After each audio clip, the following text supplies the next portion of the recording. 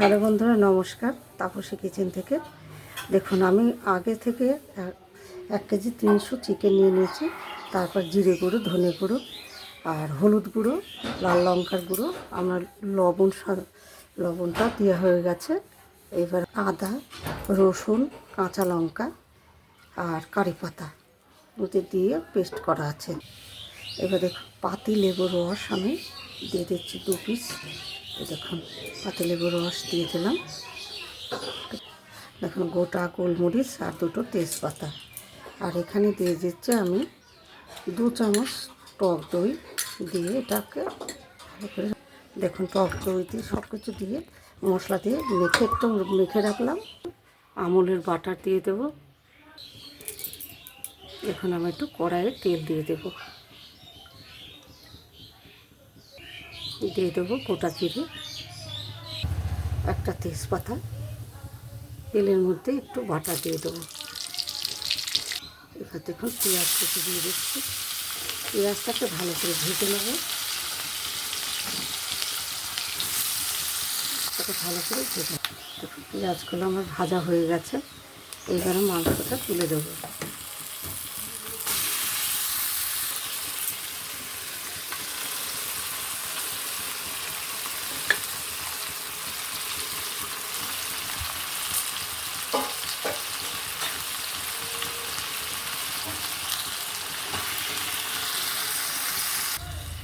দেখুন, এরকম করে মাংসটা রান্না করলে খেতেও খুব ভালো লাগে। একটু ভিন্ন ধরনের রান্না। দেখুন, আজকে আলুটা না ভেজেই আজকে রান্না করব। দেখুন, টমেটোটাও তুলে দেবো। একটা বড় টমেটো আমি কেটে নিয়েছিলাম, সেটাও আমি দিয়ে দিচ্ছি। দিয়ে নেড়ে চেড়ে সুন্দর ভালো করে কষাতে হবে। সুন্দর করে কষিয়ে নেব। রান্নাটা আজকে একটু ভিন্ন ধরনের করলাম। রোজই তো একভাবেই রান্না করি। আমি এবার একটু ঢেকে দেবো। দেখুন, ঢাকাটা এবার খুলে নিচ্ছি। দেখুন, দেখুন মাংসটাকে আমি ভালো করে একটু কষিয়ে নেব। দেখুন, ওপর দিয়ে একটু চিকেন মশলা একটু ছড়িয়ে দেবো। গরম মশলাগুলো দিয়ে দিলাম। বন্ধুরা দেখুন, চিকেনটা যে খুলেছি ঢাকনাটা, আর খুব একটা মিষ্টি সুগন্ধ বেরিয়েছে। বন্ধুরা, এতে এই চিকেনটা দিয়ে 1 থালা ভাত অক্লাসে খাওয়া যাবে বা শান্তিভাবে আপনারা খেতে পারবেন। এই যে বন্ধুরা, কসুরি মেথি এখন আমার কষানো হওয়ার মধ্যে, এবার কসুরি মেথি ওপর দিয়ে ছড়িয়ে আমি সামান্য একটু জল দিয়ে এটাকে নামিয়ে ফেলব।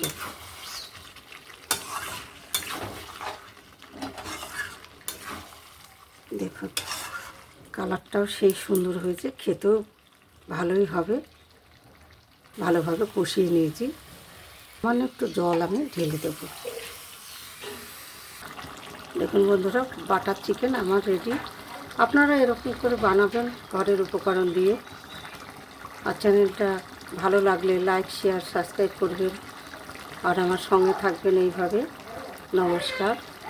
এই দেখুন বন্ধুরা, আমার এই চিকেনটা ঢেলে দিচ্ছি কড়া থেকে।